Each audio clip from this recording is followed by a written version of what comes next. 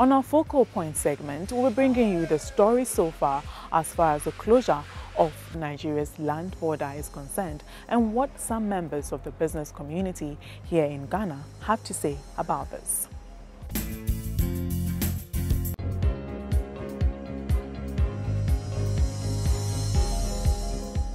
On the 21st of August 2019, Nigeria, one of Africa's largest economies, closed its land borders without warning, causing business activities along the country's border to come to a halt. So what prompted Nigeria, a member of the ECOWAS, to take this action? According to Nigeria's Comptroller General of the Customs Service, Hamid Ali, this was done to stop the influx of smuggled goods, especially rice and tomatoes, into the country. He added that the action is not only geared towards revenue generation, but also to protect the interest of local rice producers. Hamid Ali recently told Nigerian parliamentarians that after the closure of the border, tax revenues have increased, adding that the country has maintained an average of about 4.7 billion naira to 5.8 billion naira on a daily basis, which is far more than they used to collect. The impression that this border closure is the one that has created the pressure or the suffering of Nigerians is unfounded. Before now, we have poor people. Before now, we have people who could not afford 3 square meters. Before now, we have people that do not have jobs. So for anybody to come up with the idea that because we have closed border, and then all of a sudden these vices are visited on us, is completely unfounded. There's no statistics to prove that. That is one. 2, the border closure, as a matter of fact, is a win-win for Nigeria. I'll tell you why. First and foremost, you are not a farmer. Go to Abakaliki and ask the farmers today. Go to Kebbi, ask the farmers of rice today. Go to all parts of Nigeria. There's a rice miller who told me before the closure of the border, he hardly can sell 1 truck of milled rice in 2 months. Since we closed the border, he has not only sold what he had, he is going after farmers to get paddy rice, and people have putting the money down for him to deliver. This is what we are looking for. When do we begin to think that we must be fed by foreign countries? At what point do we feel we are independent? Any country, any nation that cannot feed itself cannot claim to be independent. That is very true. Because the source of that, once you have a diplomatic row with the country that you are getting your rice from, they will close the tap. And what happens? Chaos in your own country. This is the only government that has now insisted that we must grow Nigeria. We must eat Nigeria. China, that we go there to buy almost everything we buy, close their borders for how many years? 40 years. They closed it to the whole world, and today they are great China. Don't we want to be great Nigeria? Although Cotonou, Benin's capital, is said to be the biggest contraband route used to smuggle rice into Nigeria, Nigeria closed its borders to all its neighbors. Other ECOWAS member states such as Ghana, Chad, Niger, Cameroon, as well as Togo have all been affected by the crisis, with the trading community complaining bitterly about how they are losing revenue.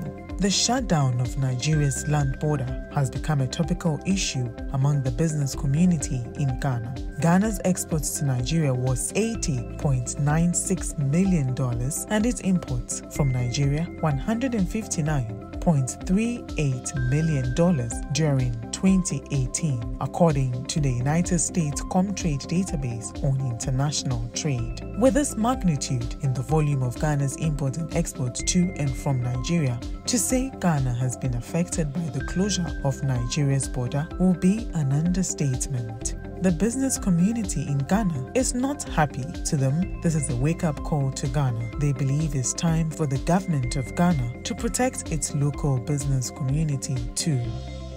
Chinese trade wars and all that, all bounds on the protectionism, that they want to protect their indigents. But we do not have it here. It's as simple as that. Where we have even the legitimate laws in our favor that we should apply and monitor and enforce the laws. People find it difficult to do, and the locals are losing out in their retail space to the foreigner, where they do not even have the legal basis to be there. Okay, so what do you think could have been the best thing done by the Nigerian government? No, it's communicate. We are a community of nations, and that we even belong to a bloc, and that we have a treaty. And so if you are doing something, you do not do it in isolation. They don't do it in isolation. At least it should have been conferred with member states that this is what we are doing and this is the time frame that we are doing, so that the same will be communicated to us, the trading community, that this is what Nigeria is. So if you intend sending or buying goods from them, please don't apply that corridor. It's as simple as that. And it is not done. It shows that they have hijacked the protocol, and then they don't even have respect for member states. And this shouldn't be allowed. This shouldn't be allowed at all. That when they block I'm pleading with the foreign ministry or any authority responsible for this to go and do this diplomacy and make sure that our people's goods have been able to be transported back home, and then they can close their borders forever. It won't hurt Ghana. Because let me tell you, the Eastern Corridor is prone of all manner of smuggling. The Eastern Corridor being the Aflao and all that from these countries. And so we will be better off served if you even close our part of the border. This rice that is not going to Nigeria is eventually going to find its way into Ghana because nobody cares.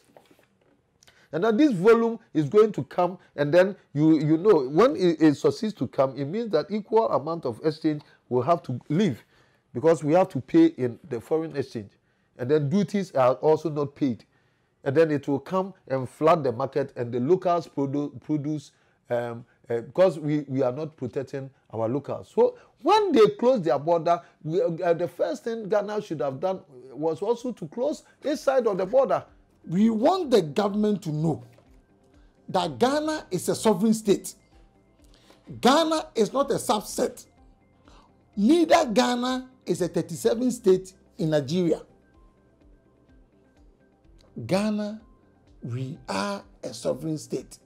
It's about time we stand up and be counted. We are entreating the government or besieging him that he should also do same. Ghana did not give birth to ECOWAS. If the Nigerians, they have the numbers, if they are our big brothers, and they are treating us like this, we should reciprocate it in equal measure. If they want to be out of ECOWAS, so be it.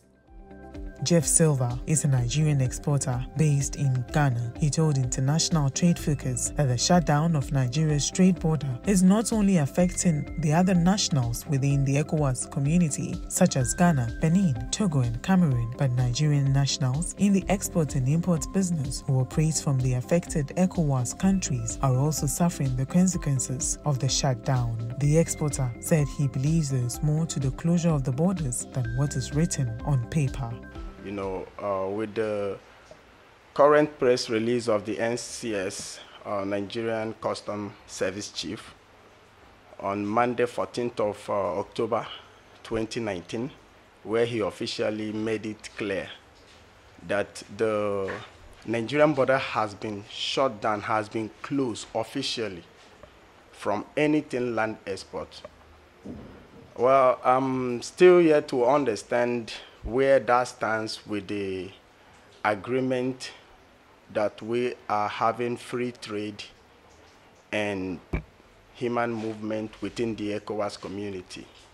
So this present occurrence is very, very insulting, and we don't yet know what is going on. But to the best of my knowledge, I think it's an internal crisis within individuals, it's really not what they are saying or they are telling us on televisions and newspapers. But I think this has not come to the level of allowing such misunderstanding to affect the general masses. And that is how I feel about it. Because it's not only affecting us, it's affecting every country within the ECOWAS community. It's affecting Ghana, it's affecting Nigeria, it's affecting Benin Republic, as well it's affecting Togo, the Togo Republic as well, and many other countries like Cameroon and the rest, because the borders are all totally shut down. So it's a very big problem.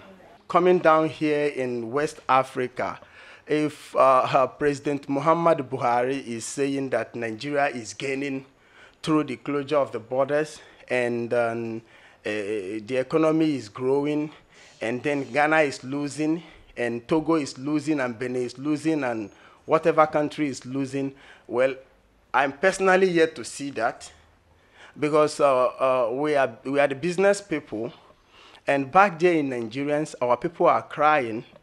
Right here in Ghana, we have our people that buys goods in larger quantity.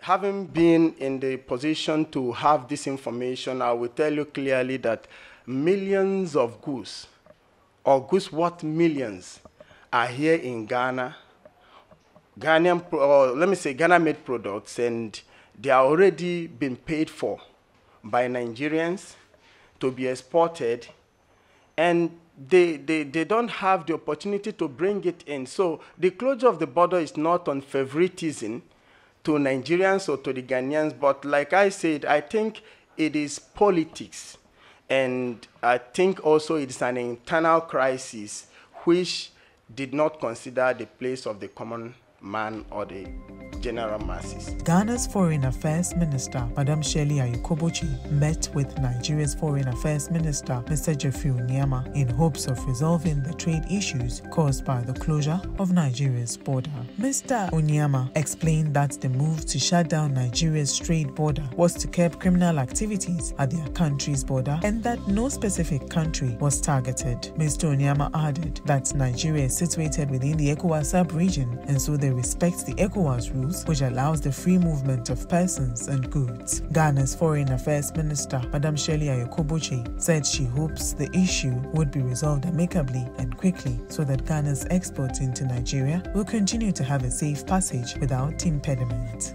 Nigeria was one of the last countries to sign the African Continental Free Trade Area AfCFTA's agreement, which seeks to create a single continental market for Africa with a free movement of goods, services, and business persons. Nigeria's President Muhammadu Buhari, in signing the agreement, called on Africa to unite in order to attract investment, boost local industries, and combat smuggling. Does the closure of Nigeria's land border undermine what the AfCFTA seeks to achieve? It's about the best thing that could ever happen to Africa. If only we will see some of these challenges in the regional blocks, like ECOWAS, and then the blocks in the Eastern Africa and the blocks in Southern Africa, the challenges that they face, the gray areas, and then we sieve or seal those areas. In that case, if we do not look at some of these things and then we carry it through to the continental free trade, then definitely it's going to be a failure. Fortunately, it is yet to take effect. So we take advantage of some of these challenges that we are going through, and then fine-tune it, and then put it in the framework so that everything will be well addressed. In a circular dated November 1, 2019, and signed by the Controller of Customs in charge of enforcement, Victor David Dimka, it was announced that President Muhammadu Buhari has approved the extension of the closure of its land borders to January 31, 2020, dashing the hopes of the business community in the West African sub-region, who were hoping that the Nigerian government will end the exercise before Christmas.